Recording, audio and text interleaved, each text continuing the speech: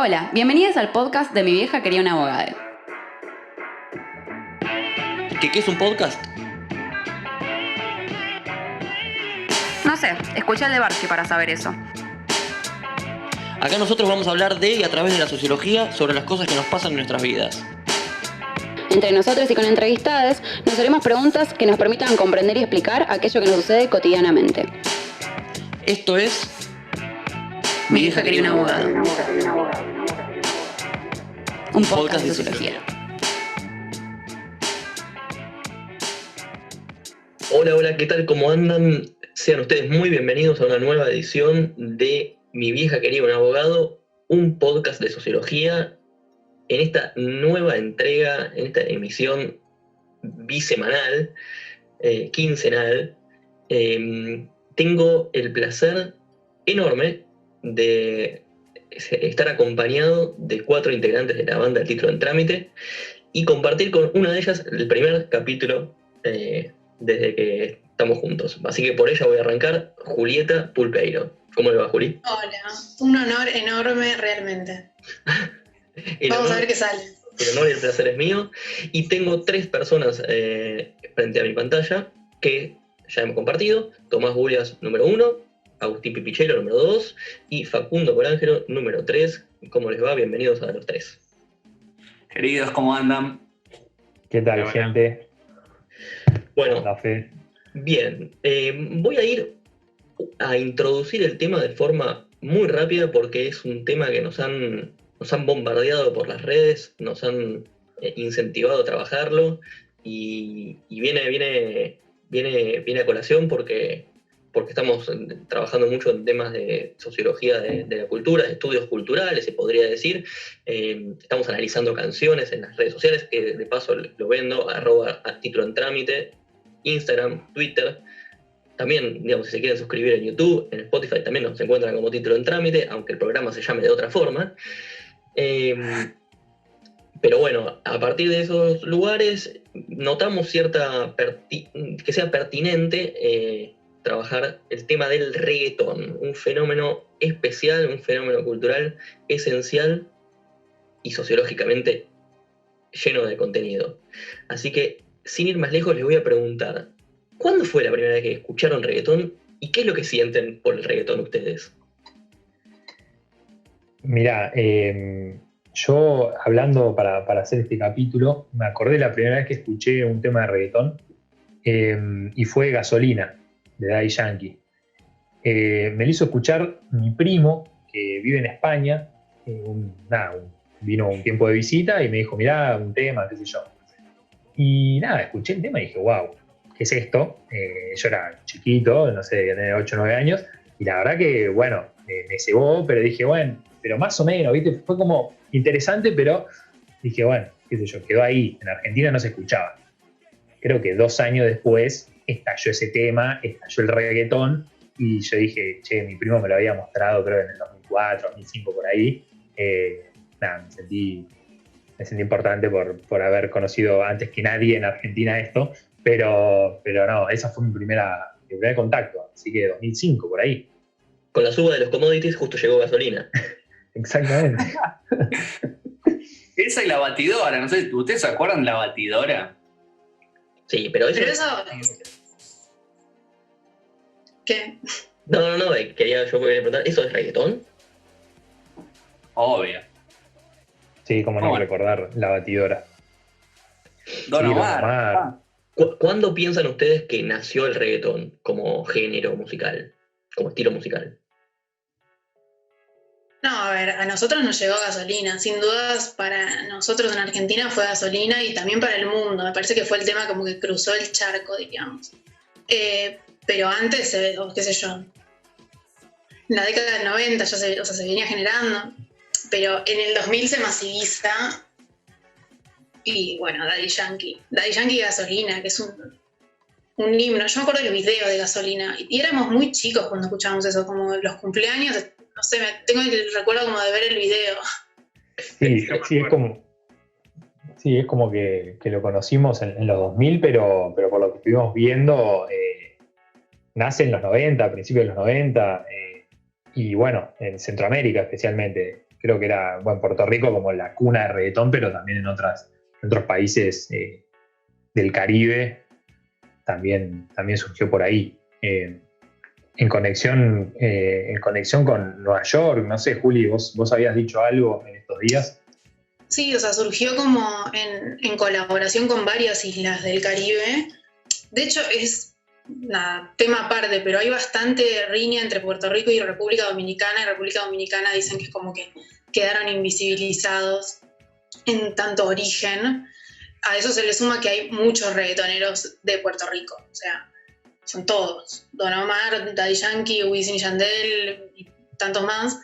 Pero bueno, está esa riña y también en colaboración estrecha con Nueva York y con lo que sería el hip hop en Estados Unidos. Que el hip hop en Estados Unidos surge antes, en los 70, más en los 80 y ya en los 90 estaba en una. ¿Y a qué se debe esa colaboración con Nueva York o en qué contexto más general, digamos, más allá del tiempo histórico? Como, ¿a qué se debe esa relación entre hip hop o de qué forma se fusionan el hip hop y lo que después se dará en llamar reggaetón? Lo que pasa es que el reggaetón agarra, en sus inicios no fue como lo conocíamos ahora, tenía más significado de comunidad negra, y el hip hop también tenía significado de comunidad negra, y tenía como ese mismo origen y esas mismas letras, como quizás más disruptivas y más del barrio, como muy centradas en el barrio, en yo conozco el barrio, y tal, y esa como subcultura masculina para mí estaba bastante ahí produciéndose en todos estos lugares y se sumó. Tipo, para mí el reggaetón es hip hop. Como para mí es una vertiente del hip hop. De hecho, se puede ver mucho en la vestimenta, ¿no? En general, de todos los artistas de la época, cuando surgían, con las cadenas, con el tema también de, no sé, las camisetas de fútbol americano, grandes, las gorras, como que venía con todo un mismo lookeo que los hip hoperos de los orígenes, ¿no? Me pregunto si este tipo de vestimenta, esto vinculado a la identidad, con un tópico que justo marcó y señaló Juli, que tiene que ver con el machismo, si se pueden conectar esas dos cosas, si el contenido está medio como que en este tiempo o a través de los años, la discusión por el machismo en la música y particularmente en el reggaetón tuvo no sé, como una importancia mayor, ¿no? No sé qué opinan. Sí, en realidad lo que hablamos es que eso es lo paradójico del reggaetón, ¿no? Como que despierta o odios o amores. Es como que, por un lado, es mega popular. De hecho, en muchos lugares, el otro día estábamos hablando del fenómeno de Despacito, que me parece así como interesante, cómo nos reconocen como latinos o Latinoamérica desde, no sé, desde Polonia, Alemania hasta China. Y por otro lado, es como, no sé, nosotros acá en Argentina, muchos sectores lo repudiamos al reggaetón. Por esto que decís vos, Fede, porque lo consideramos machista, quizás que las letras no son tan elaboradas y son súper chatas. Incluso también que está como... a mí me gusta pensar esto de Puerto Rico, que en realidad ellos son y no son una colonia de Estados Unidos. Entonces también nosotros vemos al reggaetón, no sé qué opinan, pero lo vemos como una música norteamericana, como donde está la industria discográfica más forra del mundo, digamos. Sí, es que por lo que estuvimos viendo, hay un texto que estuvimos leyendo que se llama, recomendable por cierto, Nación Reggaetón, y habla de Puerto Rico y del fenómeno del reggaetón ahí y de sus orígenes, y parece que hubo una cruzada interesante a nivel cultural, porque como decía Juli, es un género que surge en los barrios más bajos, más de clase populares, y que la clase media alta de Puerto Rico parece que estaba muy en contra de esta música, por como decía Pipi, capaz sus letras más vulgares, por así decirlo, o más explícitas, donde se tocan temas del sexo, de drogas. Entonces fue muy repudiado en sus orígenes el reggaetón, y creo que lo que marca Pipi después es como O sea, el reggaetón de hoy es como bastante, es una cosa bastante diferente a la que era antes, a la que surgió y la que fue repudiada. Y bueno, cómo va llegando a Estados Unidos, me parece que es parte de un proceso. Igual a mí me parece que hay una parte de este repudio inicial que tuvo que, lo que leíamos en Nación Reggaetón, es como que, o sea, desde la policía de Puerto Rico tuvieron una iniciativa como de confiscación de tiendas de discos y tal, y lo que alegaban era obscenidad y como llamamiento al uso de drogas y al crimen. Y ahí me parece que el crimen del que están hablando va por el lado de compra-venta de drogas o vagabundeo, robo, y por otro lado la obscenidad. Y a mí me parece que a veces se solapan dos debates que son el de la vulgaridad y el de el machismo, la cosificación. Como que la policía de Puerto Rico o las clases medias de Puerto Rico no están diciendo, che, esto va a derivar en violencia de género o, no sé, proxenetismo. Como que no, bueno, una cosa como eso es vulgar, es explícito. Y muchas veces en las letras eso va de la mano con el machismo, casi todas las veces, pero no es lo mismo, ¿no? No es el mismo debate que algo sea explícito, que sea violento o que incite a la violencia. Como me parece que ahora sí hay mucho repudio del machismo, del reggaetón, lo vimos cuando preguntamos en Instagram, pero no es el único motivo por el cual se lo repudia y en el inicio yo creería que no fue el principal. Lamentablemente, tipo. Hago una pequeña salvedad, un comentario. Nosotros en redes sociales, en Instagram, de vuelta @título en trámite, preguntamos si a la gente le gusta el reggaetón y los porcentajes son contundentes. Vieron como nosotros nos basamos en los datos. El 65% dijo que sí, que les gusta, y el 35% que no. Pero más importante quizás sean algunos comentarios, aquellos que participaron explícitamente, que, por ejemplo, con qué asociaban el reggaetón.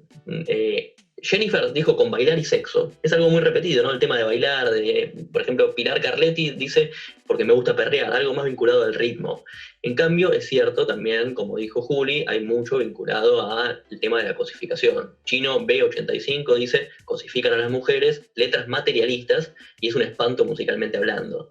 Bueno, es explícito, es simple, es atractivo musicalmente, ritmo. ¿Se esperaban ese porcentaje ustedes? ¿O qué pensaban que iba a salir? Yo me esperaba algo parecido.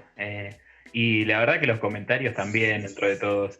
Hay algo que pensamos en general nosotros, capaz como miembros representantes de la clase media, si se quiere, en donde, por ejemplo, el reggaetón puede parecer rítmicamente, digamos, algo aburrido, algo repetitivo, algo que no nos llama la atención, que las letras son muy simples, y en base a eso como generar por lo menos no bancarlo, y generar un repudio a priori por las letras y todo lo explícito en ese sentido.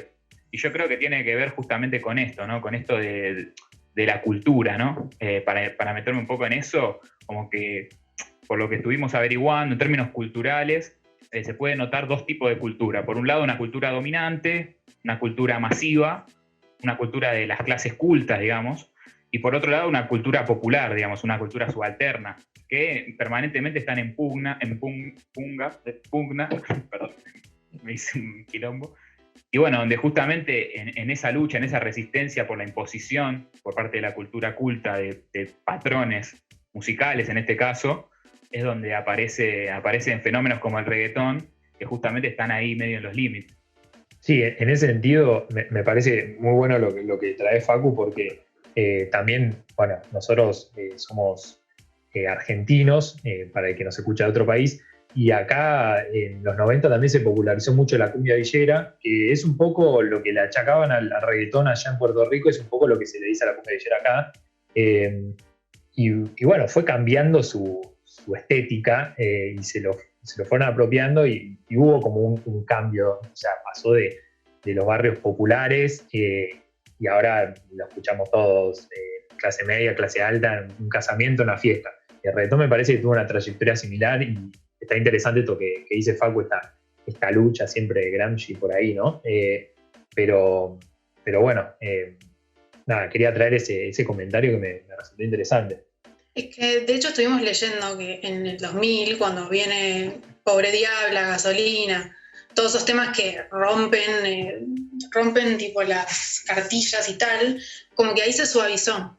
Y de movida uno diría, bueno, ¿qué se suavizó? O sea, ¿dónde se suavizó? Como vamos a escuchar reggaetón, decís tipo, ¿qué podía venir antes que fuera, o sea, que esto sea lo suave? Y sin embargo, sí. O sea, pero va por el lado para mí de que sí, bueno, no sé, no te hablo tanto de armas, porque cosifica a una mujer parece no alertar a nadie o no indignar o se puede vender. Y hasta el día de hoy se puede vender. Seguimos, o sea, se siguen con esas letras. Les hago una consulta vinculado a algo que mencionó el fallido de Facu de decir punga. Me parece que es más acertado de lo que parece, porque la cuestión de el traslado de lo popular a otras clases, hay un efecto punga, si se quiere, de robar ciertos elementos populares y apropiárselos en otros estratos sociales. Y pienso también a medida que eso va ocurriendo, la posibilidad de que se produzcan en serie muchas canciones y temas que prácticamente difieran poco, que simplemente se sucedan unos a otros y que sean fácilmente reemplazables. Sí, totalmente, Fede. Y en ese sentido, como para darle un poco más de volumen teórico, si se quiere, a lo que decís, hubo una materia que cursé particularmente, un seminario de cultura, que bueno, está ahí al límite entre sociología y comunicación, en el cual a ese fenómeno que vos llamás lo denomina plebeyización de la cultura, por ejemplo, en donde justamente es esto que vos describías, ¿no? Y que un poco decía Tommy, cómo se va tomando por parte de la cultura dominante este ritmo, en este caso el reggaetón, y se lo apropia, digamos, se empieza a utilizar ahí en esos espacios, como se lo blanquea, por decirlo de una manera, ¿no? Polémica, para desatar la polémica. Por ejemplo, un caso muy visible, acá los que somos de acá de Argentina, que notamos mucho, es el de Agapornis. Agapornis es una banda que agarra el ritmo reggaetonero, medio cumbia también, y lo utiliza con letras rockeras, ¿no? Digamos, empieza a mezclar todo justamente para hacerlo vendible. Sí, yo, Facu, volviendo a lo que vos decías antes de que, bueno, que hay como movimientos contrahegemónicos y movimientos hegemónicos, y bueno, hablaste como de Gramsci ahí. Algo que no dijimos hasta ahora es que en general todas las músicas asociadas con el baile, por las clases que son hegemónicas, digamos, que generalmente son digamos, de nivel socioeconómico más alto, al principio como que ven con recelo cualquier expresión de baile que aparezca. Y después como que se da una cosa, como que se consensúa y se normaliza, y para mí es esto que vos decís de Agapornis, ¿no? Como que los tipos hicieron cumbia, tema de Spinetta, que es como nuestro músico por excelencia, el músico como contrahegemónico por excelencia. Y los tipos hicieron música de cumbia con eso, o sea, es como el absurdo máximo impensable, digamos. Sí, es como dejar de interpelar a grupos más chicos para interpelar a grupos más grandes. Y ahí aparece lo que hablábamos de lo latino, que es enorme. ¿Qué es lo latino? Como es una comunidad que se genera y que es mucho más amplia que decir, bueno, el público es Spinetta. Y eso es lo que hizo un poco el reggaetón, como pasó de interpelar el caserío y tal, a decir, bueno, como lo bailamos todos, esto es para todos, somos todos latinos, todos bailamos, y lo logró. O sea, lo logró y está metiéndose ahora con los yankees, porque ahora tipo hay feat, no sé cómo se dice, tipo feature, con todos. Y bueno, ¿por qué? O sea, ¿por qué pasa eso? ¿Qué les está pasando a los yankees o qué le está pasando al pop, capaz, que también teóricamente es música popular, que tiene que recurrir para vender a nuestra cultura latina de sangre caliente y toda llena de estereotipos por doquier? Bueno, claro, es que siempre se muestra algo y se oculta algo. Es un poco lo que vos decís, Juli, tipo el estereotipo, como... El estereotipo es hacia adentro y hacia afuera, digamos, identitariamente, creo yo. Como que también, no sé, calculo que en todos los países debe pasar, como que vos decís, ¿qué define la argentinidad, por ejemplo? Y bueno, el asado, el mate, no sé qué. Y también esos elementos que uno utiliza para la identidad hacia adentro, muchas veces afuera te reconocen por eso, quizás. Entonces, como que acá me parece que la discusión es quiénes son los que están como llenando esta identidad de contenido. Y ahí volvemos un poco a lo que decía Facu de, bueno, esta tensión que se da entre estas propuestas más como hegemónicas y donde está en este caso la industria discográfica norteamericana, con otras expresiones más como... y eso, por supuesto, esconde como problemáticas que había en Puerto Rico, que quizás Daddy Yankee al principio las trataba, como, no sé, la marginación y cosas que, no sé, pasó también en el rap de Estados Unidos. O sea, este tipo, Dr. Dre, no sé si lo conocen, pero el tipo empezó siendo un pibe de un barrio marginado en Nueva York y ahora el tipo es mega recontra millonario el tipo. Entonces es como que pasó esto, no es algo único y propio del reggaetón, no sé qué les parece. No, sí, yo coincido con vos, Pibi. El tema es que hoy en día el reggaetón es como, no sé, lo considero uno de esos géneros, como decía Juli, que está imponiéndose como de lo más importante. Vos decías antes lo de la canción de Despacito. Se escuchaba en Japón, en Polonia, en cualquier lado, se escuchaba Despacito y bailaban reggaetón. Y es una locura. Y de repente, bueno, justo Justin Bieber hizo un featuring, como dijo Juli, con Daddy Yankee y Luis Fonsi. Viste, vos decís, o sea, un yankee como Justin Bieber, con la talla y con la imagen mundial que tiene, se pone a cantar reggaetón en inglés, pero reggaetón.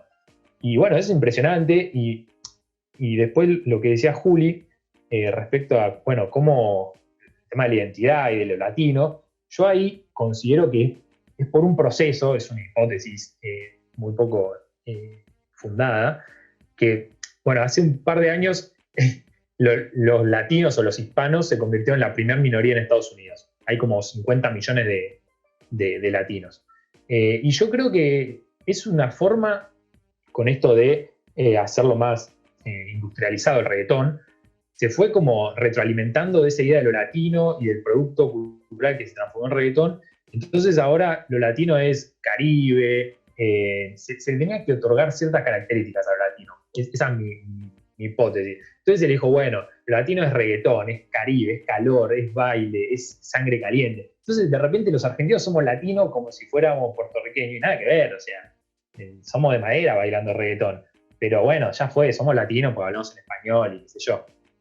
No sé, se produjo ahí un proceso muy interesante a mi gusto, donde lo latino abarca todo, de México para abajo, todo latino. Entonces, no sé, para mí todo este proceso de los latinos llegando a Estados Unidos y teniendo la necesidad de ponerle ciertas características e identificarlos con algo. Y el reggaetón ahí cumpliendo un papel. Atención, hay un pedido de beca para Tommy Gurias. Ahí, hay una hipótesis para pedido de beca. Patente pendiente. Que sí, como irnos conformando como mercado también, ¿no? Como gente que consume, como bueno, tenés una minoría ahí, bueno, ¿qué hacer? Veo que le vendo. Sí, acá sigo repasando algunos comentarios de Instagram. ¿Con quién asocias el reggaetón nuevamente?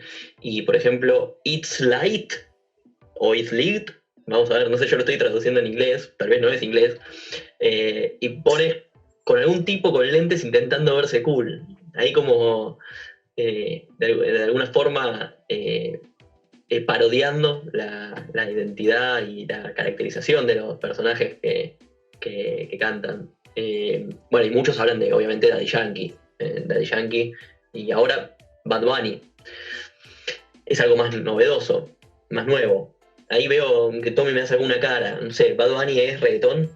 Para mí, sí, o sea, arrancó como trapero. Yo no tengo mucho la carrera de Bad Bunny, pero sí entiendo que hace trap, pero también tiene canciones de reggaetón. Entonces, es como que siento que va haciendo un mix ahí, cierta transición entre el reggaetón y el trap, y yo lo consideraría dentro del reggaetón. Ahora, el reggaetón hace cualquiera, hace, como se llama, Enrique Iglesias, creo que Shakira, bueno, todos en reggaetón. Shakira incluso.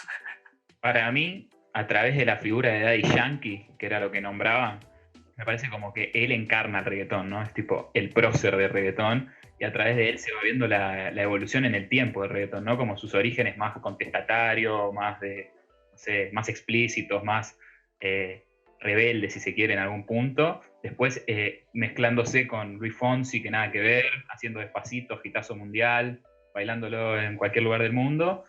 Y ahora, bueno, como un paso entre él y Bad Bunny al trap, ¿no? Como una cuestión así, como que se va reinventando un poco también el reggaetón. Y una cosa que me llama mucho la atención y que no quiero dejar de decir acá, es el nombre Daddy Yankee, ¿no? Como ya en sus orígenes. La palabra Yankee en el nombre, o sea, es como... Más claro imposible, ¿no? Claro, es como... Y Daddy también.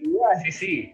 Es fuerte, digamos. Creo que es bastante representativo esto que decías vos, Tommy, de las minorías en Estados Unidos, etcétera, ¿no? Como que se busca incorporar también y hablarle a ese público, no simplemente a los latinos, no sé, como que se busca esa imagen de latino en general, pero también se busca hablarle al público estadounidense en algún punto, ya desde sus orígenes.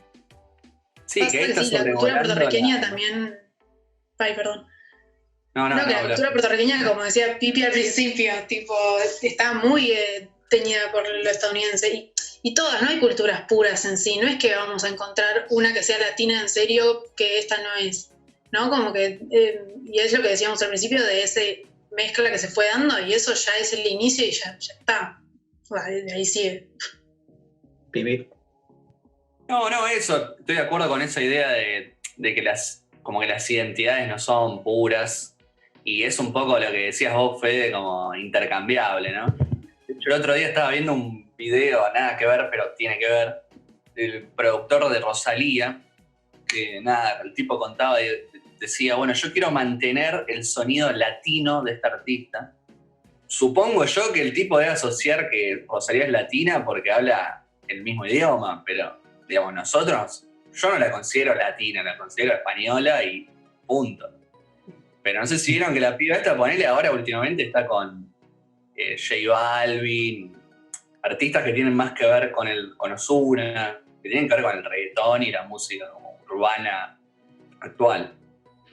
Para los que me conocen van a saber que yo siempre elijo, sí, se está riendo, sí, ya lo sé, siempre utilizo una fórmula mágica y religiosa que tiene que ver con, me van a tener que perdonar los que son religiosos realmente, pero el tema del Padre, el Hijo y el Espíritu Santo. Los padres fundadores. Los padres fundadores también se puede utilizar, que yo los considero como el Padre Daddy Yankee, el Hijo Don Omar y el Espíritu Santo es Ozuna. ¿Qué?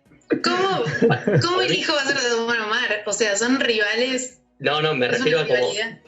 Me refiero como el hecho de que para mí demuestran tres generaciones o subgeneraciones dentro de una misma cuestión. Quizás así atravesé mi vida, no significa que les suceda a todos, pero para mí los tres tienen esta cuestión de que cada cosa que tocan la vuelven éxito.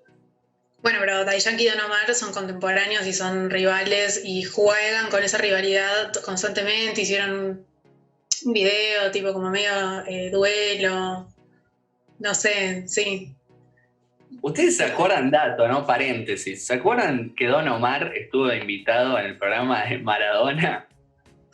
Tipo, Maradona lo amaba a Don Omar, ese dato. Que también es por esa época, 2006. ¿Cuándo fue ese programa? Los 2000, sí. Sí, 2006, por ahí. Che, ¿y mujeres reggaetoneras hay? ¿Existe reggaetón cantado por mujeres? Desde el Y la desconocimiento. están rompiendo. Ahora yo diría que hasta hay más. Está, bueno, tipo Tusa, que fue un hit. Sin Pijama, que fue un hit. Criminal, que es con Ozuna y Nati Natalia, fue un terrible hit. Y aparte el cambio que hay muy grande es que los primeros temas de reggaetón, las voces de las mujeres son tipo gemidos. ¿Vieron que meten ahí un gemido en el medio? Tipo, ay sí, y por ahí nomás. Y ahora hay un montón de temas con minas cantando reggaetón. Y eso Tal vez significa que algunas hay... figuras del reggaetón se metieron, ¿no? Como Thalía, se me ocurre. Se metió ahí un poquito. Pregunto, ¿eso significa que hay un proceso de cambio? O sea, ¿es otro reggaetón? O porque al mismo tiempo estábamos trazando, o estaban ustedes trazando la cuestión de el proceso por el cual se apropia otra cultura de ese espacio antes popular. Entonces, ¿cómo es la cosa? ¿Se vuelve más, entre comillas, entre muchas comillas, más feminista el tema a medida que sale de esa subcultura popular? Estoy poniéndolo como una pregunta, un interrogante para transmitírsela, no como una afirmación. Yo creo que efectivamente se hace como una industrialización del género y que se lo hace más ameno para un público más general, evidentemente. Todas estas críticas de que era vulgar, que era muy explícito, creo que se intentan dejar de lado en pos de hacerlo más vendible a un público más grande. Pero creo que esto de un nuevo reggaetón, no sé si tiene tanto que ver con eso, no sé, eso es mi postura. Creo que es más una cuestión, un proceso social más grande, en el cual hay movimientos feministas muy importantes en muchos países de Latinoamérica, desconozco de Estados Unidos, en España también, y me parece que es más por la lectura de ciertos artistas. Yo tiré en el debate previo al capítulo, para mí Bad Bunny, justamente que lo nombrabas, está intentando hacer algo de eso.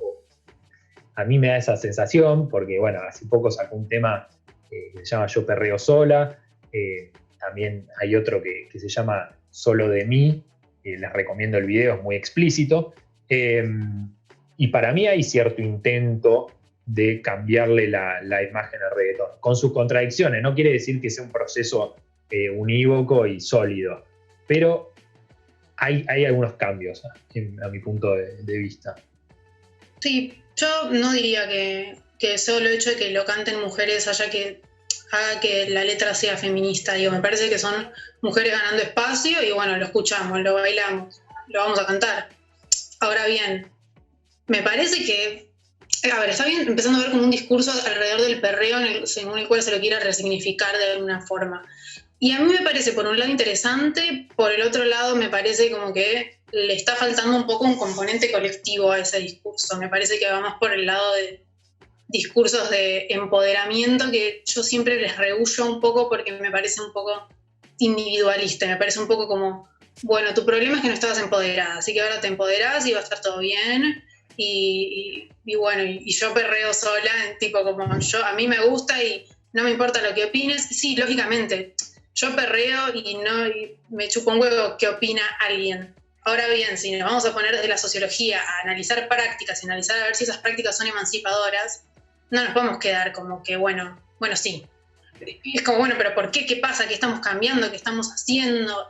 La tesis esta que leímos después la vamos a nombrar porque no me acuerdo el nombre, pero en un momento decía como que las mujeres en Bélgica que perrean dicen, no, bueno, esto es una forma para que yo delimite los límites hasta donde sí, hasta donde no, pero como que tampoco se puede hacer un continuo y de eso decir, bueno, entonces es una práctica feminista. O sea, yo por prudencia prefiero decirte, mira, bailo porque me copa y pienso, no es que no pienso, digo, estamos haciendo un podcast sobre eso, pero no me jugaría a decirte, no, mira, estoy encabezando la revolución con este perreo. Como que, bueno, falta la dimensión colectiva del asunto, me parece un poco. No sé qué opinan ustedes. Yo creo que es una faceta más en este sentido de la definición de cultura popular, ¿no? De la negociación entre la industria cultural, los medios masivos y, bueno, quienes consumen el reggaetón, digamos, las personas que lo consumen, y justamente van creando eso, ¿no? Un producto acorde, uno que cierre a todas las partes, que vaya, digamos, que pueda ser vendible en última instancia, que pueda ser consumible por un público aspirando a lo masivo, ¿no? Más que nada, creo que va por ahí, no sigo la línea de Juli, digamos, no es como un proceso progresivo para mí. Al contrario, quizá en algún punto, porque como que se toma eso y se vuelve, como que siempre que se hace masivo algo, en general se rebaja la calidad, ¿no? del mensaje, como para volverlo más homogéneo, más reproducible, más repetitivo. Así que para mí va medio por ese lado. Sí, bueno, como para ir cerrando y siguiendo lo que están diciendo, quizás lo que se me ocurre es que como que la fácil siempre con el reggaetón es como caer en esto de es machista, así por las letras y qué sé yo, y el interrogante me parece que está bueno plantear es si es el único género machista, porque me parece que hay, digamos, machismo en el rock, en el pop, en todos lados, no sé qué quizás para futuros capítulos, ¿no? Pero como para pensar. Bien, bueno, no, yo repaso algunos, algún otro comentario que nos quedó ahí colgado, de vuelta de Instagram, @título en trámite, Twitter, @título en trámite, uno que coincide con lo que dijo Juli, lilen.gz, es pegadizo, pero si presto atención a lo que dice se me van las ganas, ese es muy interesante. Ahí hay una contradicción, es un comentario contradictorio por donde se lo vea. Y bueno, muchos que lo asocian con el ritmo, con el ánimo, con los amigos, con la diversión, a pesar de todo lo que diga, no importa. Bueno, llegando hacia el cierre del programa, alguno comentó plebeyización de la cultura, algún que otro texto, más allá de que después los repasemos por escrito y los republiquemos y recomendemos por ahí. ¿Alguno quiere señalar o repasar alguno de los que fueron mencionados? Sí, ahí digo exactamente, yo nombré el de Nación Reggaetón, es del 2009, de dos autores, Negrón Muntaner y Raquel Rivera. Nada, muy interesante el texto, habla del origen del reggaetón, de más o menos los cambios y cómo se terminó haciendo más masivo, y bueno, su origen en Puerto Rico. Yo mencioné la tesis de doctorado de Carolina Rodríguez Morgado, que se llama Reggaetón, Mujeres e Identidades. Yo quiero bailar, eso no quiere decir que para la cama voy. Yo usé algunos conceptos de autores como Stuart Hall, en el texto Notas sobre la deconstrucción de lo popular, por ejemplo, y algunos otros conceptos de otros autores como Martín Barbero, que recomiendo que lo lean, que hay, por ejemplo, el texto que me agarré yo es Memoria Narrativa de Industria Cultural. Bien. Bueno, repasados todos esos textos, todos recomendables, porque nosotros intentamos, como siempre en todos los programas, van a ver, hablar de lo que sabemos y de lo que no, también formarnos, porque es todo un espacio de formación también para nosotros y obviamente compartido con la gente que nos escucha, la gente que comparte y opina por las redes sociales, porque como sabemos el conocimiento es colectivo y por lo tanto nos enriquecemos entre todos. Bueno, nos enriquecemos de conocimiento, ¿no? Obviamente.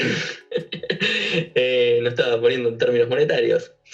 Muy bien, bueno, si no les molesta, voy a cerrar con Juli. Vamos a hacer el ritual religioso que tenemos siempre, pero ahora, porque es la primera que compartimos espacio. ¿Está bien? Les agradecemos por estar nuevamente a todos y la seguimos por las redes sociales, @título en trámite. Nosotros somos la banda de Título en Trámite y esto fue Mi vieja quería un abogado. un podcast, el mejor podcast de sociología. Nos vemos hasta la próxima.